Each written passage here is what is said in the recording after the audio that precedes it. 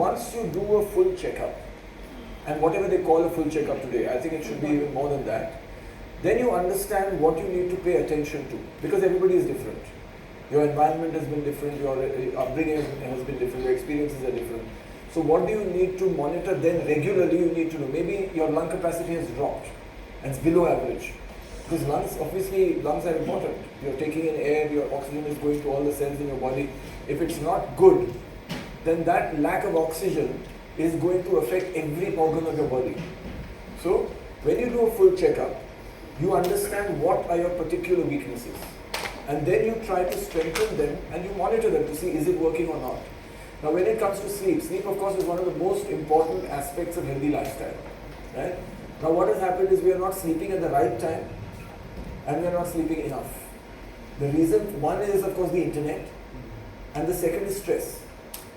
What is the right time? What is the right time? Night. According to nature, it is night. You can sleep in the day, no problem, but your actual sleep, according to the biorhythm that your body is following naturally, because of the sun and all of that, is that your best sleep, best quality of sleep will happen when it is dark. And is it recommended to sleep at daytime? By whom? Recommended by? Recommended by experts or recommended by? So, generally no, it's not recommended. But again, if you are following all the other things that you need to do, I think you can sleep as much as you want. Are you getting enough exercise? Are you eating correctly? Are you handling your stress well? You can sleep as much as you want. But are you doing all the other things? So that is important. All the other things also, and then sleep. Because overdoing anything is not good. You can't ignore the other things for one thing. So eat too much and then don't exercise. So good exercise, good food, good sleep. These are very important things. Stress management, very important. How do you manage stress? People don't know. Stress is not necessarily a bad thing. We talk about stress. It's not bad.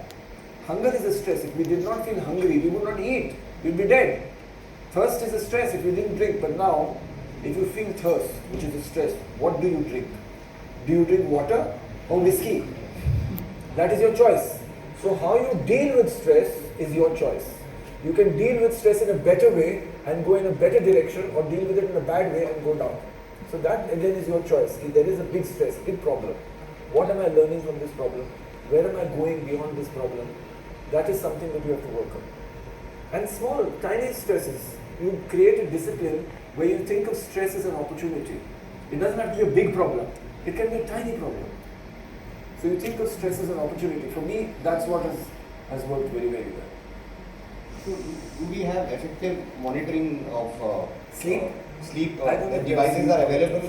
What is the not only sleep but vital parameters? So what is the untapped potential? Yes, actually, Omron doesn't have this device, but there is a lot of devices like this. This can measure the sleep condition. Yes. And then, sleep. I want this. Sleep disorder is also related to the high blood pressure. So sleep disorder and hypertension is very, very closely related. So if you can monitor this one, and also you can monitor blood pressure monitor, it's perfect. So you should maybe learn something. It's not from Omron, unfortunately, but you can measure blood pressure monitor by devices. Have we achieved that ultimate goal of monitoring everything precisely, or where are we? In terms of the world? In terms of world or India, both? But I can tell you we don't monitor everything. There is no device in the whole world that can monitor everything. Yeah, precisely, I'm saying. Precisely. No, there is no. Particular things, like you were asking earlier, what are the most important things to monitor? Yeah. So for those things, yes, there are devices, also made by Omron, maybe other companies, but there are many other parameters which we don't even recognize yet. We don't recognize. Like when we talk about the biome in the digestive system, can we monitor it to see whether all the bacteria are healthy or not? We don't have any device like that yet. But slowly they create more and more devices that will help you to monitor every single health parameter of the body, but not yet. We don't have it yet. So which can be monitored, which parameters can be monitored as of today effectively? So blood pressure monitor, composition monitor, it can be detect body fat and body age, something this kind of related to weight. And also you can choose like this kind of devices to monitor. Is this Omron? Sorry, this is not all. Oh, sorry. I cannot tell you. But so we have a lot of devices, but as you said, precision is very important. So of course, Omron devices is a medical device. So we are sure that this device is very, very precise. But this kind of device is kind of healthcare product. It's not a medical device. Yeah, so it's like an accessory. So, but you can monitor like a trend. So it's not need to be precise, but you can monitor a trend. So I think trend is also very important. Yeah, this is important to understand because your goal actually is self-awareness. Devices will help you to understand again what you need to be aware of and how your self-awareness is improving. But finally your goal is self-awareness. You should know exactly what is happening in your body or what is happening in your mind. That is, of course, it's a huge goal, but that is the direction in which you want to move. So devices will help you to do that.